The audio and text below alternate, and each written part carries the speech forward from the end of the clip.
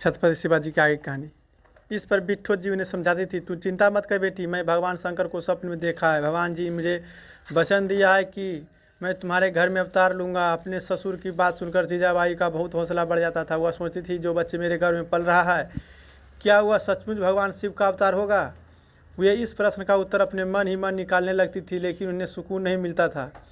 वे ईश्वर से बच्चे के सर्वगुण संपन्न होने की कामना करती थी। उसी समय एक ऐसी घटना घटी जिसने जीजाबाई के दिल को दहलाकर रख दिया।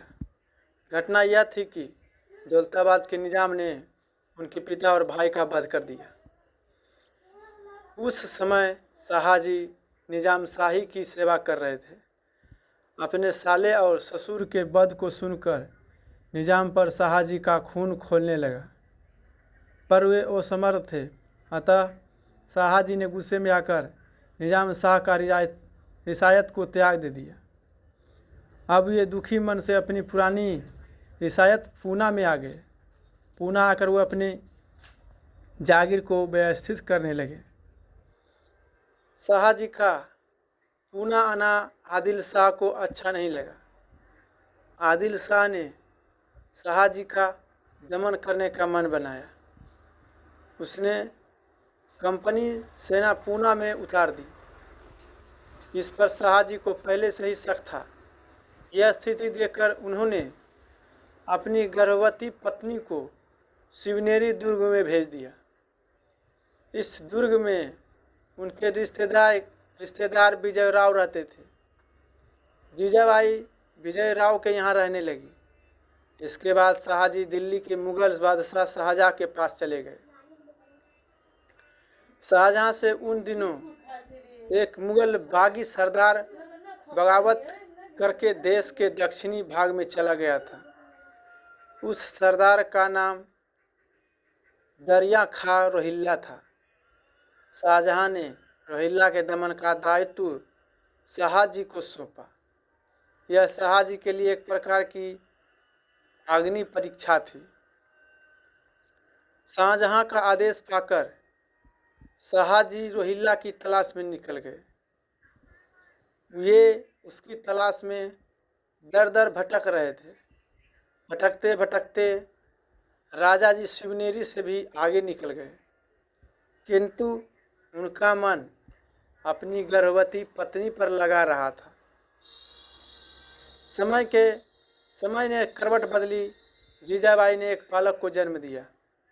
बालक के जन्म होते ही शिवनेरी दुर्ग में खुशियां नाचने लगी। एक दूत के द्वारा शाहजी को सूचना भेजी गई कि आपको पुत्र रत्न की प्राप्ति हुई है। पुत्र जन्म की खबर पाकर शाहजी खुशी से गदगद हो गए, लेकिन वे उस समय शिवनेरी नहीं आ सके, क्योंकि वे अपने स्वामी के प्रति कर्तव्य निष्ठा से बंधे थे। जीजाबाई का पुत्र बड़ा ही सुंदर था। उसके चेहरे पर लाली खेल रही थी। उस बालक के लक्षण बता रहे थे कि वह बड़ा ही होनहार है। माता जीजाबाई को शाहजी का इंतजार था कि वे जल्दी आए और उनकी खुशियों में शामिल हो। जीजाबाई अपने पुत्र को प्यार से शिवाजी कहकर बुलाती थी। शिवाजी का मुख देखकर माता जीजाबाई निहाल हो जाती थी। समय अपनी अबाध गति से चल रहा था। शाहजी ने रोहिल्ला को दबोच लिया। ये उसका वध करने के लिए शिवनेरी आने की तैयारी कर रहे थे। उस समय दक्षिण में उथल पुथल मची हुई थी। इस उथल पुथल को देखकर शाहजहाँ दक्षिण की ओर प्रस्थान कर चुके थे। शाहजी बाजे गांजे के साथ अपने पुत्र को देखने शिवनेरी पहुँचे। उन्हें अपने पुत्र को देखकर बेहद खुशी हुई, लेकिन वे ज़्यादा दिनों तक शिवनेरी में नहीं रुके, बल्कि वे कुछ ही दिनों में शाहजहाँ के बुलाने पर दक्षिणी की ओर चल गए। दक्षिण पहुँचने पर शाहजी वहाँ व्यस्त हो गए। उन्हें पुत्र और पत्नी से मिलने का समय पुनः न मिल सका। इसलिए उसके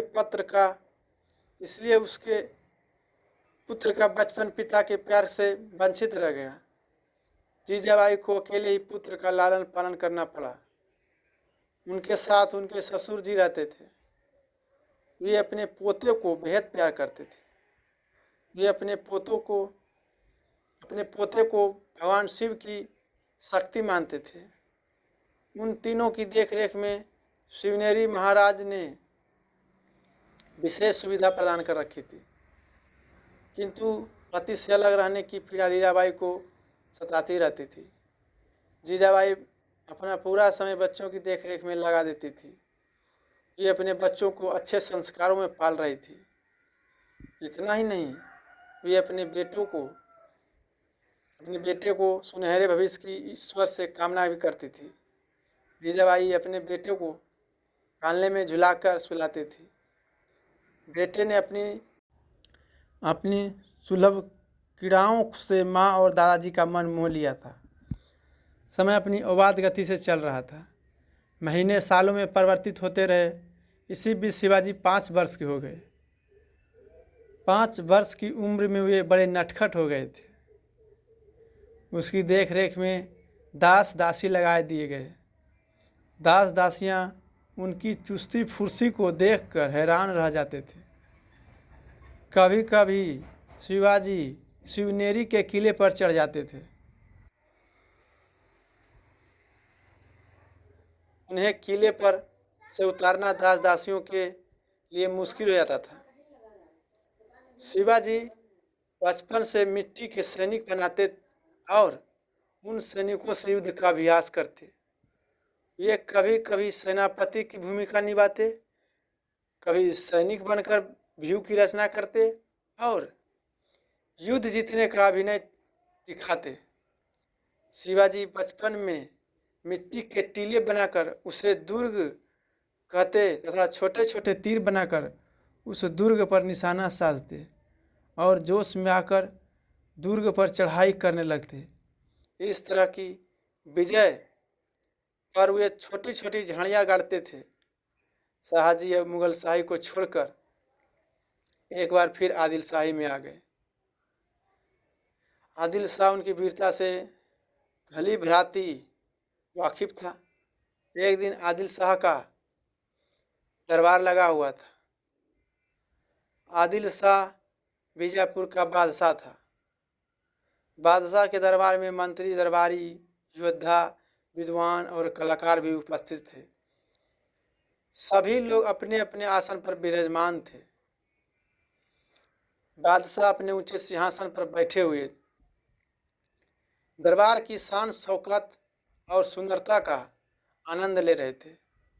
इतने में शाहजी ने अपने पुत्र शिवाजी के साथ दरबार में प्रवेश किया। शिवाजी अपने पिता की उंगली पकड़ते हुए बादशाह के सामने पहुंचे। शाहजी ने अपने पुत्र की उंगलियां छोड़ दी। इसके बाद उन्होंने बादशाह को झुककर आदाब किया। फिर वे अपने पुत्र से बोले, बेटा, सिंहासन पर जो बैठे हैं वे हमारे अन्नदाता हैं। उनका नाम आदिल शाह है। आप उन्हें प्रणाम करो।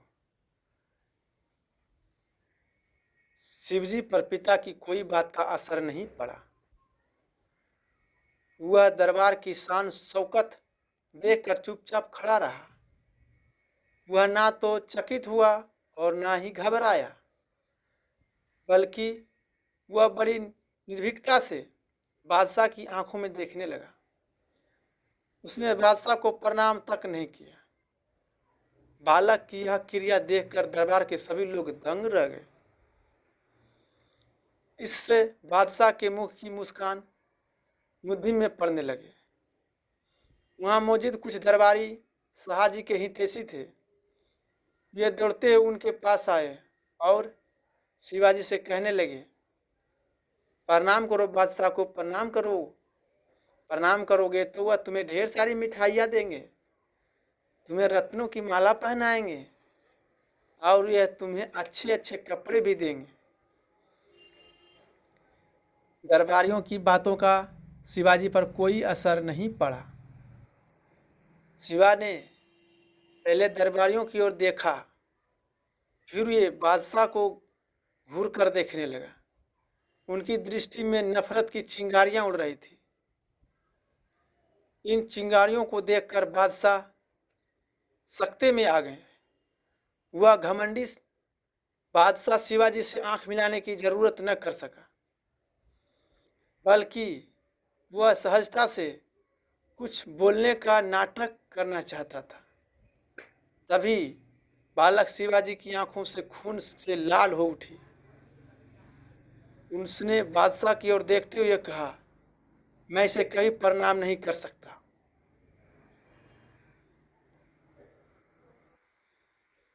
बालक की इस बातों को लेकर चारों ओर हाहाकार मच गया।